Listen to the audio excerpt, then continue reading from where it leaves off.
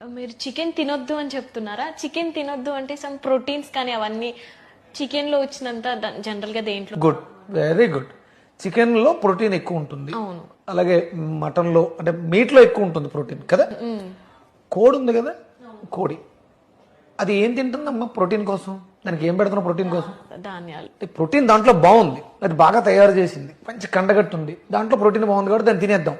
మరి అదేం తింది, దానికి ఏం పెట్టు అన్న మటన్ షాప్కి వెళ్ళి మటన్ తీసుకొచ్చి రోజు దాన్ని పెడితే బలిసిందా అది? మరి దానికి ప్రోటీన్ ఎలా వచ్చింది? ప్రోటీన్ నువ్వు తినే దాంట్లో లేదు, నువ్వు తినే దాని వల్ల తయారు చేసుకుంది శరీరం.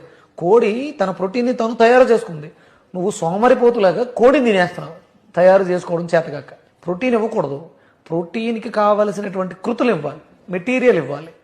అవి మన దాంట్లో డైరెక్ట్గా ఎందులోనూ ఉండవు.